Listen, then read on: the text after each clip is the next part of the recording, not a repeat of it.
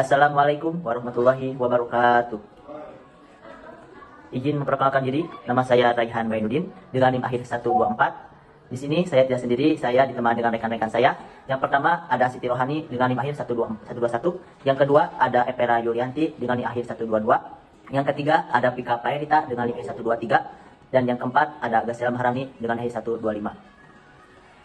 Kami di sini akan menjelaskan terkait hasil praktikum kimia farmasi dasar dari modul percobaan 1, 2, dan 3 atau GLP 1, 2, dan wujud zat kimia farmasi dasar.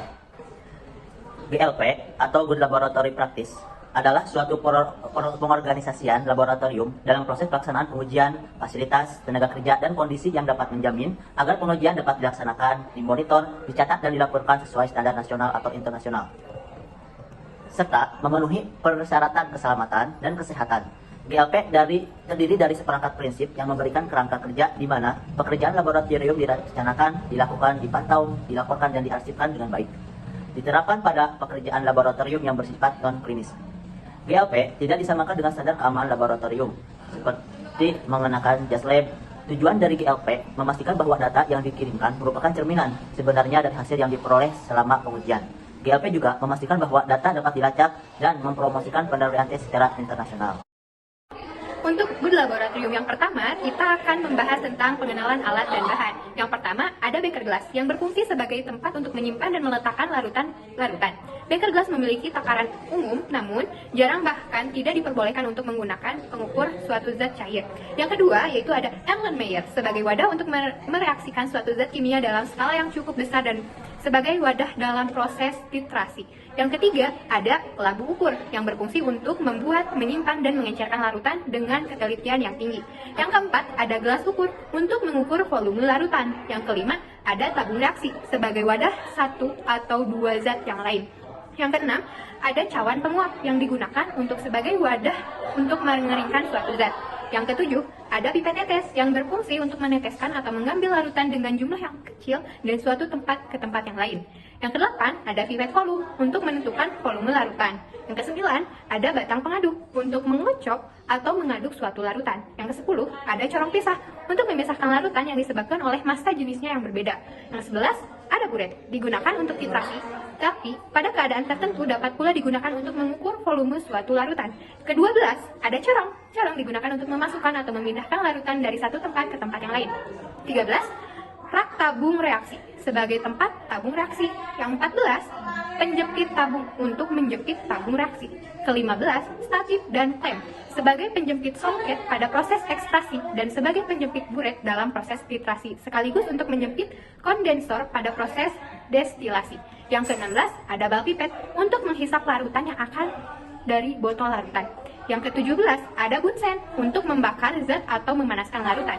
Yang ke-18, ada kaki 3 untuk menjangga pembakar spiritus. Yang selanjutnya, ada botol semprot digunakan untuk menyimpan aquades dan digunakan untuk mencuci ataupun membilas bahan-bahan yang tidak larut dalam air.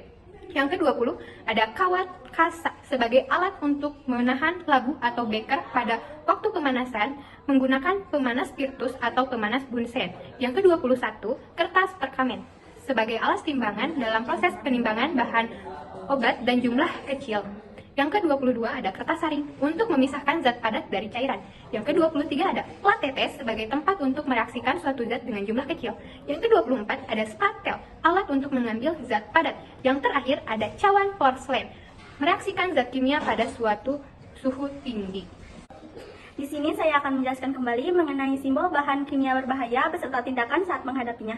Yang pertama ada oksidizing atau pengoksidasi.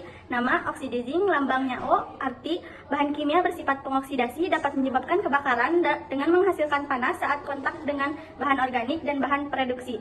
Tindakan saat menghadapinya yaitu hindari dari panas dan reduktor. Contohnya adalah hidrogen peroksida dan kalium perklorat. Yang kedua ada toksik atau beracun. Nama toksik lambangnya T, artinya bahan yang bersifat beracun dapat menyebabkan sakit serius bahkan kematian bila tertelan atau terhirup. Tindakan saat menghadapinya yaitu jangan ditelan dan jangan dihirup, hindari kontak langsung dengan kulit. Contohnya ada metanol dan benzena. Yang ketiga ada eksplosif atau mudah meledak. Nama eksplosif lambang dengan huruf E, artinya bahan kimia yang mudah meledak dengan adanya panas atau percikan bunga api, gesekan atau benturan. Tindakan saat menghadapinya yaitu dengan hindari pukulan atau benturan, gesekan, pemanasan, api dan sumber nyala lain bahkan tanpa oksigen atmosferik. Contohnya ada KClO3, ada NH4NO3, ada trinitro, toluena atau TNT. Yang keempat ada flammable atau mudah terbakar. Nama flammable arti bahan kimia yang mempunyai titik nyala rendah, mudah terbakar dengan api bunsen, permukaan metal panas atau loncatan bunga api. Tindakan saat menghadapinya yaitu jauhkan dari benda-benda yang berpotensi mengeluarkan api. Contohnya minyak terpentin. Yang kelima ada harmful irritant atau bahaya iritasi. Nama irritant lambang XI arti bahan yang dapat menyebabkan iritasi, gatal-gatal dan dapat menyebabkan luka bakar pada kulit. Tindakan saat menghadapinya yaitu dengan hindari kontak langsung dengan kulit. Contohnya ada NaOH, ada C6H5OH, ada Cl2. Yang keenam ada dangers for environmental atau bahan berbahaya bagi lingkungan. Nama dangers for the environment, lambang N, arti bahan kimia yang berbahaya bagi satu atau beberapa komponen lingkungan, dapat menyebabkan kerusakan ekosistem. Tindakan saat menghadapinya yaitu hindari kontak atau bercampur dengan lingkungan yang dapat membahayakan makhluk hidup. Contohnya ada tributyl timah klorida, ada tertaklorometan, petroleum bensin. Yang ketujuh ada korosif. Nama korosif, lambang C, arti bahan yang bersifat korosif dapat merusak jaringan hidup, dapat menyebabkan iritasi pada kulit, gatal-gatal, dan dapat membuat kulit mengelupas. Tindakan saat menghadapinya yaitu hindari kontak langsung dengan kulit dan hindari dari benda-benda yang bersifat logam. Contohnya ada HCl, ada H2SO4, dan NaOH. Yang kedelapan ada poison gas atau gas beracun. Nama poison gas arti simbol yang digunakan pada transportasi dan penyimpanan material gas yang beracun. Tindakan saat menghadapinya yaitu jauhkan dari pernapasan kita. Contoh ada klorin, ada metil bromid, dan nitric oxide. Yang kesembilan ada dangerous when wet atau berbahaya saat basah. Nama dangerous when wet arti material yang bereaksi cukup keras dengan air. Tindakan saat menghadapinya yaitu jauhkan dari air dan simpan di tempat yang kering atau tidak lembab. Contohnya ada kalsium karbid, potasium fosfosid, dan manit. Yang terakhir ada flammable solid atau padatan mudah terbakar. Nama flammable solid arti padatan yang mudah terbakar. Tindakan saat menghadapinya yaitu hindari panas atau bahan mudah terbakar dan radikal, serta hindari kontak dengan air apabila bereaksi dengan air dan menimbulkan panas serta api. Contoh adalah sup. Pada percobaan kedua, melakukan penimbangan, pengukuran berat senyawa, alat yang diperlukan, penimbangan yang sesuai dan akurat. Timbangan yang digunakan, timbangan makroanalitik, semi makroanalitik, mikroanalitik, dan ultra mikroanalitik. Setelah melakukan penimbangan, kita melakukan pelarutan. Pengertian dari pelarutan sendiri adalah pelarutan merupakan cairan yang mampu melarutkan zat lain yang umumnya berupa padatan tanpa melakukan perubahan kimia. Cara melakukan pelarutan: 1. Sediakan alat dan bahan, labu ukur tertutup, corong, botol, semprot, label, penanda senyawa yang sudah ditimbang. 2. Cuci dan bilas bahan menggunakan aquades lalu keringkan. Yang ketiga, masukkan senyawa kimia NaOH yang sudah ditimbang ke dalam beker gelas, kemudian tambahkan aquades sedikit demi sedikit untuk melarutkan senyawa tersebut. 4. Pindahkan ke dalam labu ukur menggunakan corong sambil membilas senyawa yang menempel pada beker gelas maupun corong. 5. Tambahkan aquades sedikit demi sedikit sampai tingginya mencapai garis batas pol labu ukur yang terletak pada leher labu ukur kira-kira 3 mm jarak sebelum garis batas. 6. Keringkan bagian dalam leher labu ukur dengan tisu yang digulung. 7. Tambahkan aquades kembali sampai garis batas pol labu ukur menggunakan pipet tetes. 8. Tutup labu ukur, kemudian kocok dengan membalikan labu ke atas ke bawah. 9. Lakukan hal yang sama pada senyawa kimia yang lain setelah bahan dibersihkan. Yang selanjutnya adalah pengenceran. Pengenceran itu sendiri adalah proses penurunan konsentrasi larutan dengan penambahan zat larutan seperti air ke dalam larutan yang pekat untuk menurunkan konsentrasi larutan yang semula pekat menjadi lebih cair. Cara melakukan pengenceran yaitu: 1. Bilas labu ukur yang sudah bersih dengan aquades. 2. Pipet larutan sejumlah yang dimaksud. 3. Masukkan larutan ke dalam labu ukur. 4. Pasangkan corong ke dalam mulut labu ukur. 5. Tambahkan aquades sampai 1 cm sebelum garis batas. 6. Keringkan bagian dalam leher labu. 7. Tambahkan aquades kembali menggunakan pipet tetes sampai garis batas volume. 8. Tutup labu ukur, kemudian kocok dengan membalikan labu ke atas dan ke bawah. 9. Berikan identitas pada lampu ukur. 10. Lakukan hal yang sama untuk melakukan pengenceran pada sediaan sewa. Di sini saya akan menjelaskan tentang GLP3. Di GLP3 ini saya akan menjelaskan tentang pengertian wujud zat. Zat adalah sesuatu yang memiliki massa dan menepati ruang. Sedangkan wujud zat merupakan bentuk-bentuk perbedaan yang diambil oleh berbagai fase materia berlainnya. Wujud zat dikelompokkan menjadi 3. 1. Wujud zat padat. 2. Zat cair. 3. Zat gas. Zat padat, ciri zat padat yaitu bentuk dan volumenya tetap. Sedangkan zat cair memiliki volume tetap, tetapi bentuk berubah-ubah sesuai dengan yang ditempatinya. Ketiga tuh zat gas.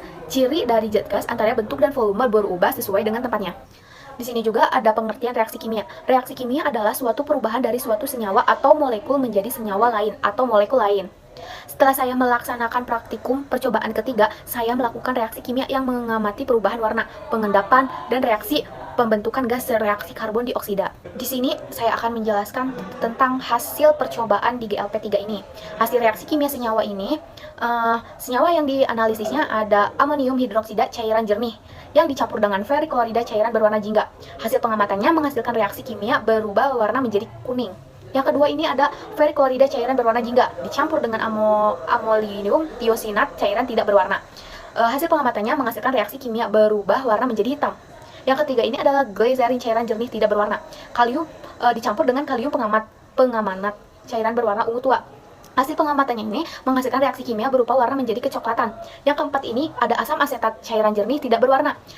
Dicampur dengan natrium bikarbonat cairan jernih tidak berwarna.